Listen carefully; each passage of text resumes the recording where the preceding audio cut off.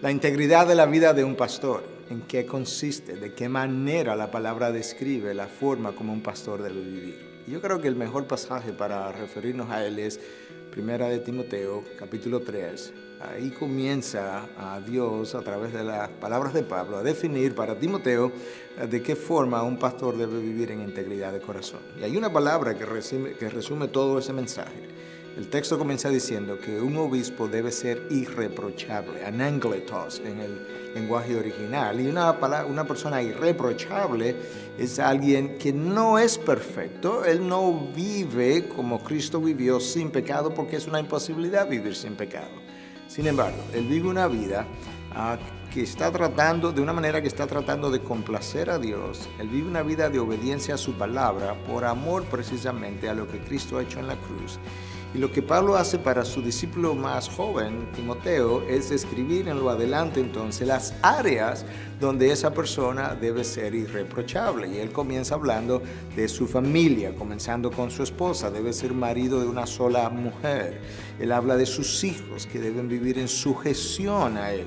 Él habla también de cómo ese obispo debe ser una persona que tiene una buena reputación, no solamente con los de adentro, con los de la iglesia, sino también con los de afuera.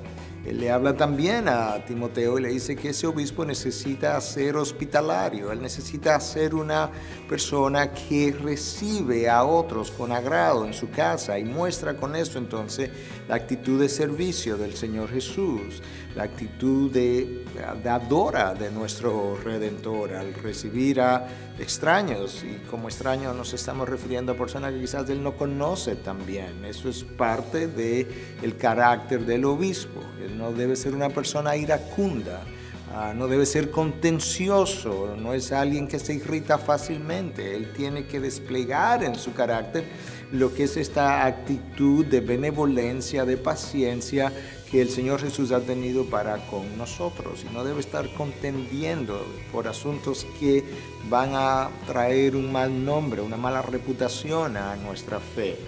De esa misma manera, o por esa misma razón, la palabra insiste que el obispo no debe ser un neófito o un recién convertido, porque se puede enorgullecer de su llamado o de manejar las cosas sagradas de Dios, de tal forma que ahí vemos un llamado a la humildad. Y si hay algo que nosotros sabemos, que el Señor Jesús muy claramente nos dejó esta enseñanza: aprended de mí, que soy manso y humilde.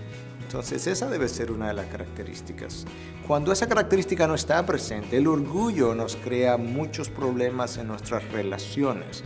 Nos crea problemas de resentimiento, falta de perdón, obviamente, nos crea problemas en dificultad para pedir perdón, permanecemos irreconciliados, creemos que los dones vienen de nosotros, en vez de nosotros glorificar al dador de los dones, terminamos glorificándonos a nosotros mismos. Y ese mismo orgullo me lleva muchas veces a confiar más en mi propio mensaje, más que en el mensaje de la palabra, y con eso entonces comienza a alejarme de Dios. De hecho, la palabra de Dios misma nos informa que Dios se opone al orgulloso. Dios no es simplemente ignorante, no ignora simplemente al orgulloso, Él le hace oposición y sin embargo al humilde le da gracia. De tal manera que todas estas características que hemos mencionado del obispo con relación a su casa, con relación a sus relaciones con los demás, con relación a su propio carácter, tienen que estar bañadas, esta característica, por un carácter humilde. Y yo creo que esas características son vitales en el llamado, por algo que Cristo enseña en Lucas 6:40, cuando Él dice de una forma muy clara que todo discípulo, cuando es entrenado bien, será exactamente como su maestro.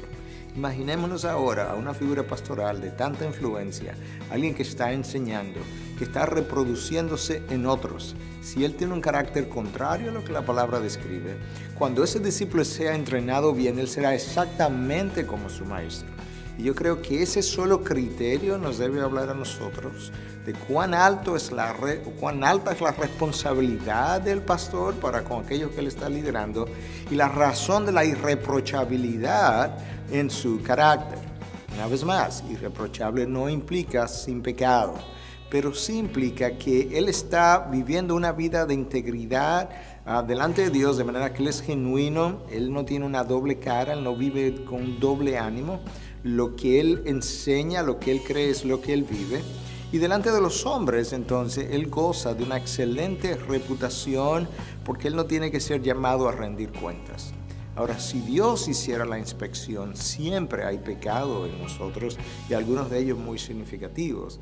Pero mi llamado delante de los hombres, en la medida en que yo lo vivo delante de los hombres, debe gozar de una buena imagen, no desde el punto de vista de impresionar a los demás, pero sí desde el punto de vista de que mi vida adorna la doctrina. Y eso es exactamente lo que Pablo le dice a Timoteo en una de sus cartas, que nosotros debiéramos vivir vidas que sean el cosmeo, el cosmético, el adorno de la doctrina, de tal forma que la doctrina pueda lucir más atractiva para aquellos que la están escuchando.